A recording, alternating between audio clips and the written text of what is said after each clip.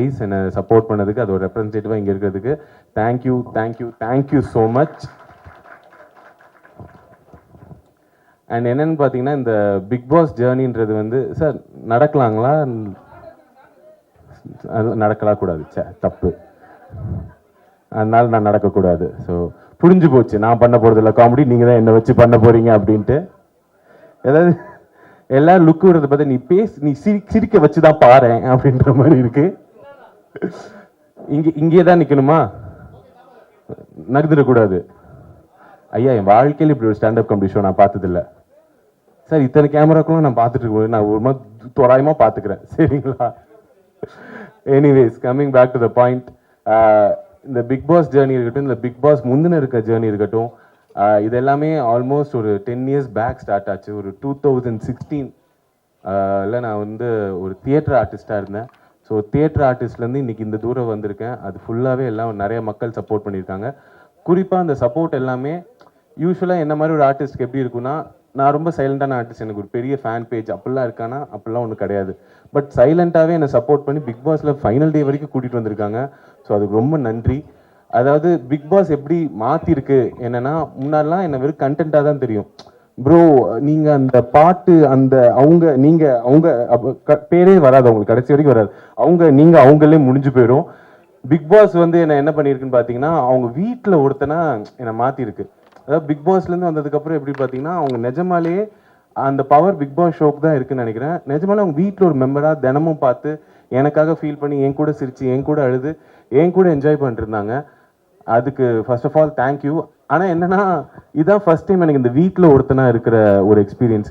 வீட்டில் ஒருத்தனாக இருக்குன்றனால முன்னாடிலாம் பார்த்தா, ப்ரோ எனக்கு உங்கள் கண்டென்ட் ரொம்ப பிடிக்கும், உங்க கூட செல்ஃபி எடுத்துக்கலான்னு வாங்க. நானும் அப்பா நல்ல வேலை யாரோ ஒருத்தர் என் கூட ஃபோட்டோ எடுத்துருக்காங்களே அல்பமாக போய் நின்றுடுவேன். இப்போ அப்படிலாம் கேட்குறது நேரம், விக்ரம் ஷோ எப்படி என்ன வெயிட் போட்டீங்க? ஒன்று என்னடா ஸ்ட்ரெயிட்டாக எப்படி இருக்க, நல்லா இருக்கியால? இல்லை ஸ்ட்ரெயிட்டாக என்ன வெயிட் போட்டு நம்ம இல்லை இல்லை இங்கே 2 கிலோ கம்மி இல்லைங்க ஆயிருக்கேன்.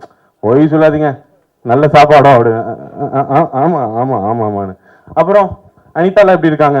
என்ன அனிதா நல்லா இருக்காங்க. அப்புறம் அந்த குழந்தைக்கெல்லாம் ட்ரை பண்ணீங்களா, என்னாச்சு?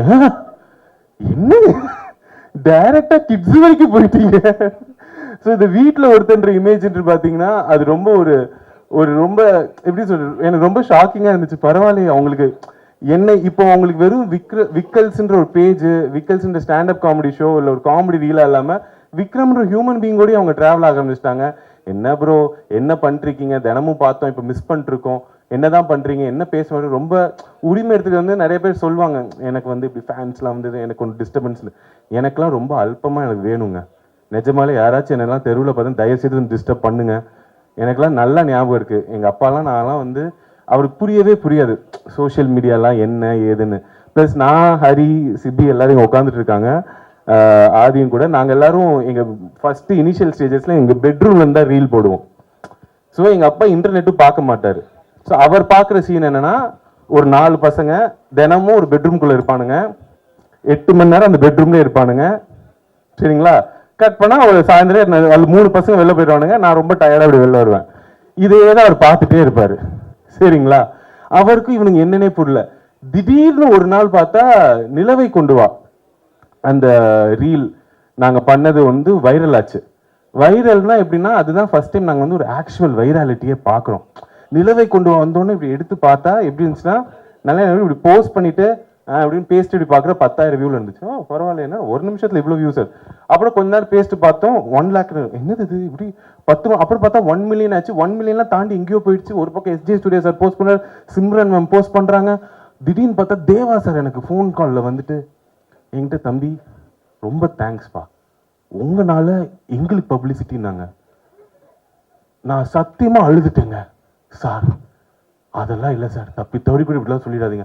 அவ்வளோ பெரிய மனசு அவருக்கு, அவரால் எங்களுக்கு பப்ளிசிட்டி. ஆனால் சத்தியமாக சொல்கிறேன் சார், நிலவை கொண்டு வா யாருக்கு லைஃப்பை மாற்றுச்சோ இல்லையோ, எங்களுக்கு நிஜமாலே நிலவே கொண்டு வந்துருச்சு. அந்த பாட்டு பார்த்ததுக்கப்புறம் சிம்ரன் மேமை தாண்டி எங்களை தான் எல்லாருக்கும் ஞாபகம் வருது. அந்த சாங் வைராலிட்டி ஆனோன்னு எங்களுக்கு என்னன்னா, அப்போதான் ஃபர்ஸ்ட் டைம் யூடியூப் மீடியாவில் நாங்கள் பார்க்குறோம். திடீர்னு பார்த்தா எல்லாரும் கால் பண்ணி எங்ககிட்ட இன்டர்வியூலாம் கேட்குறாங்க. நாங்கள் சார் இன்டர்வியூ, நாங்கள் 4 பேரா?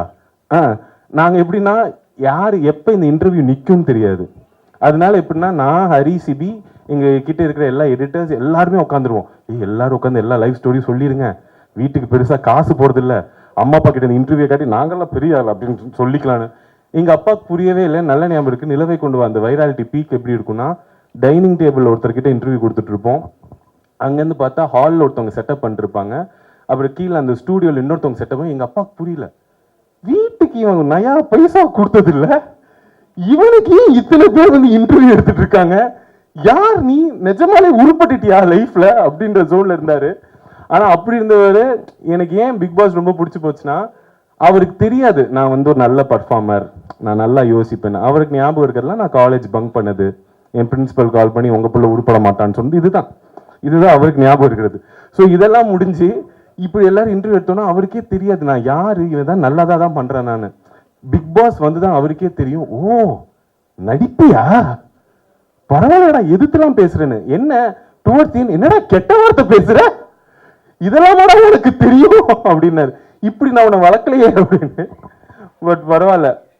ஆனா பிக் பாஸ் போயிட்டு வந்து நான் ஒரு மிகப்பெரிய விஷயம் கத்துக்கிட்டேன். அது என்னன்னா, ஒர்க்கிங் ஆஃப் தி வேர்ல்ட், உலகம் எப்படி வேலை பார்க்குதுன்னு.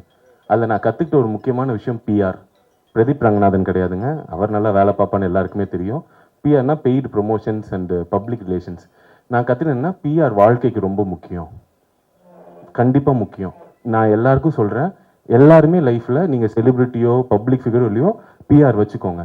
நான்லாம் முடிவு பண்ணிட்டேன் பிஆர் வச்சே தீரணும் அப்படின்ட்டு. அதாவது பெரிய விஷயங்களுக்குலாம் இல்லை, வீட்டில் நடக்கிற சண்டைகளுக்கு. இப்போ என் ஒய்ஃபோட சண்டை தெரியாதனமா எங்கள் ஒய்ஃபோட அப்பாவை அவன் கிடக்கிறான்னு நான் சொல்லிட்டேன்னு வச்சுக்கலாம், சாரிலாம் கேட்க மாட்டேன் இப்போ. நோ, அதில் சின்ன பிள்ளைங்களுக்கு சாரி கேட்கறது கான்வர்சேஷன்லாம் நோ. நியூ வேர்ல்டு எப்படின்னா நீங்கள் ஒரு பிஆர் ஹையர் பண்ணிடலாம். பேசிக் பேக்கேஜ்னா என் ஒய்ஃபுக்கு அவங்க மீம்ஸ் அனுப்புவாங்க, அதாவதுமா புருஷன்னா அப்படி தான் பேசுவான், இதில் என்ன இருக்குது அப்படின்னு.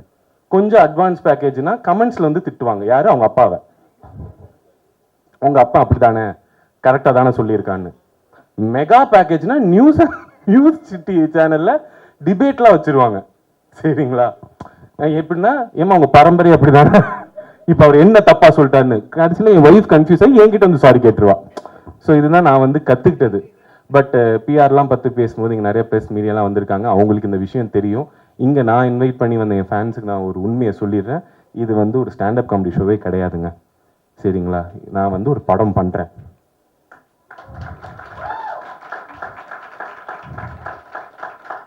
சார் கேட்குறேனேன்னு கோச்சிக்காதீங்க, நீங்கள் கையெல்லாம் தட்ட மாட்டீங்களா? 10 வருஷம் கழிச்சு படம் பண்ணுறேன் சார். ஹீரோவா?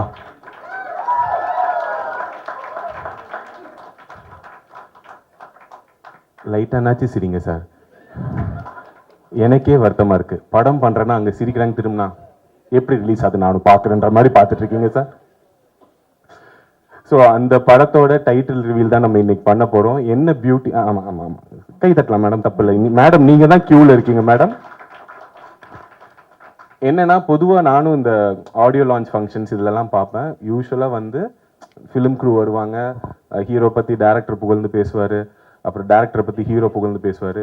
என் டேரக்டருக்கே என்ன ஒரு 3 வாரமாக தான் தெரியும், சரிங்களா. எனக்கும் அவர் அவ்வளோ நாள் தான் தெரியும். ஸ்கிரிப்ட் நல்லா இருக்குன்னு நாங்கள் படம் பண்ண போகிறோம், இதுதான் உண்மை. உண்மையிலே அவர் நாங்கள் கேட்டோம், சார் நம்ம ஃபங்க்ஷன் வச்சா என்ன சார் பண்ணுறது, நம்ம என்ன பேசுறது நம்மளை பற்றினா, Vikram there is nothing to talk about you, I saw one video like you அப்படின்னாரு. Sir I saw your script and like you. அதனால என்ன பண்ண, அப்போ நீ ஸ்டாண்டப் ஷோ மாதிரி பண்ணி நம்ம டைட்டில் ரிவீல் பண்ணிடலாம், எதுக்கு நம்ம இந்த குத்து விளக்கெல்லாம் ஏற்றிக்கிட்டு இப்படியே போயிடலான்னாரு. ஸோ அதுக்காக தான் இப்படி ஒரு செட்டப்பில் இந்த டைட்டில் ரிவீல் பண்ண போகிறோம். அதுக்கு இவ்வளோ நாள் சப்போர்ட் பண்ணுற ரெப்ரஸன்டேட்டிவ்ஸாக என் ஃபேன்ஸ் முக்கியமாக இருக்கணுன்றதுக்காக உங்கள் எல்லாரையும் கூப்பிட்டேன். ஸோ தேங்க்யூ ஸோ மச் வந்ததுக்கு. Now I would like to call upon my director of my movie to the stage. Give it up for Guru sir, ladies and gentlemen.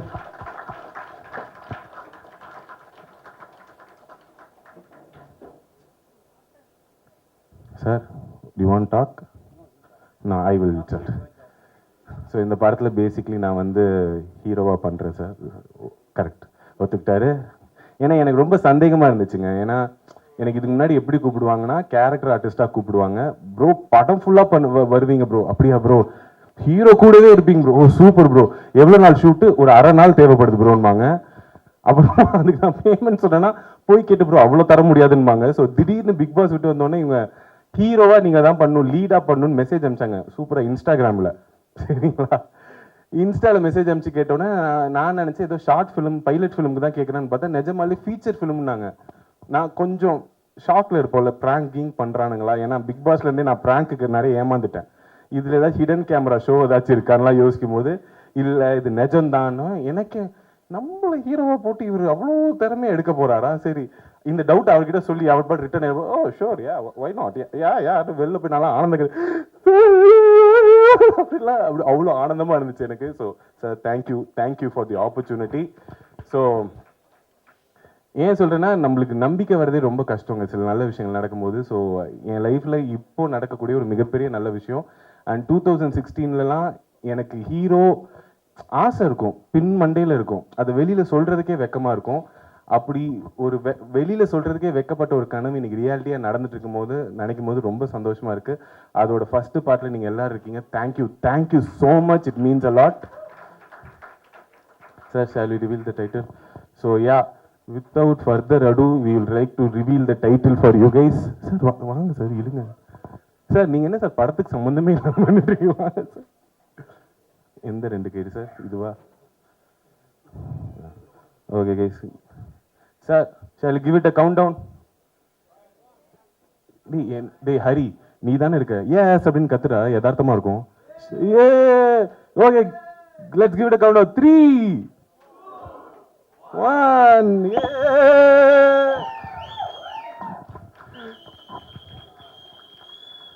So ya, வாங்க sir. So இதுதான் எங்கள் title, light weight baby. Thank you so much. And sir படத்தை பற்றி ஓரிரு வார்த்தைகள்.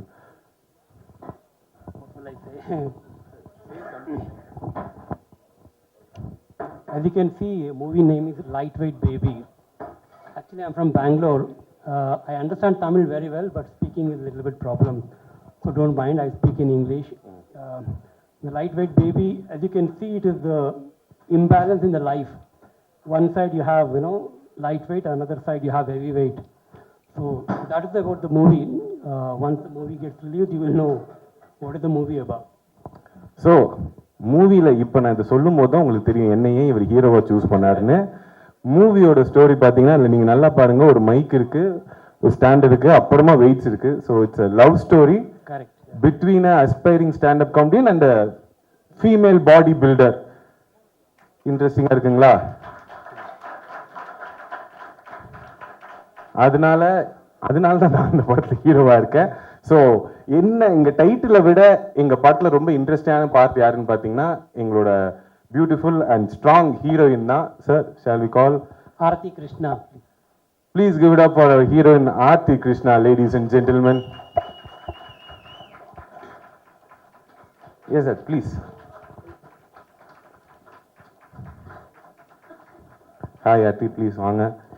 So இவங்க தான் ஆர்த்தி கிருஷ்ணா, இவங்க தான் எங்கள் படத்தோட heroine. So Aarti, do you want to talk? அவங்க கொஞ்சம் நர்வஸாக இருக்காங்க, அவங்களுக்கு ஸ்டேஜெல்லாம் பழக்கம் இல்லை, என்ன மாதிரி லோடெல்லாம் பேச வராது, பட் நல்லா ஒர்க் அவுட் பண்ணுவாங்க. நல்ல காம்போவில் அவங்க கை பெருசாக இருக்கும், எனக்கு வயிறு பெருசாக இருக்குன்ற மாதிரி. But Aarti, this is your first debut film, right? So how do you feel? You have to talk your heroine and all. We gave big intro. Okay. Actually, thank you so much for this opportunity. இது என்னோட எந்த லாங்குவேஜில் பேசணும்? Okay, எனக்கு தமிழ் அவ்வளோ வராது, but I will try. This is my first film. அதனால் எனக்கு தெரியல இது எப்படி வரும், எப்படி எனக்கு பண்ணும், நல்லா வரணும் அப்படி தான் ஆசை இருக்குது. But I will give my best. And okay, thank you present media. இன்னைக்கு வந்ததுக்கு ரொம்ப நன்றி. கரெக்டாக இருக்குல்ல? அவங்க ஃபர்ஸ்ட் டைம், ஸோ ஒரு தடவை கை தட்டிடுங்க. எல்லாரும் ஸ்டேஜில் ஏறி நர்வஸாக இருக்கிறத பார்ப்பீங்க, இவங்க இந்த பில்டிங் படி ஏறும்போதே நர்வஸ் ஆயிட்டாங்க. So please give it up for Aarti. This is our first film. And this is, I think, first time she's not posing on stage and speaking on stage. So give it up for Aarti, ladies and gentlemen. So that's it. No sir, இவ்வளோ தாங்க matter. இதுக்கு தான் உங்கள் எல்லாரையும் நாங்கள் கூப்பிட்டோம். Thank you so much வந்ததுக்கு. யூஸ்வலாக இந்த மாதிரி ஃபங்க்ஷன்ஸ் நிறையா பேசுவாங்க. எங்களுக்கு பேசுறதுக்கு இனிமேல் செய்து காட்டி விட்டு வந்து பேசுகிறோம். எனக்குன்னு இருந்த 4 பிஆர் இவனுங்க தான் நான் பிக் பாஸ் இருக்கும்போது. ஸோ அவனுக்கு நான் என்ன சொன்னாலும் கை தட்டுவாங்க. நீங்கள் எல்லாரும் கோவப்படாதீங்க sir. So yeah, thank you guys, thank you வந்ததுக்கு தேங்க்யூ ஸோ மச். வாங்க, இது ஏதோ ஒன்று பண்ணும் போலயே.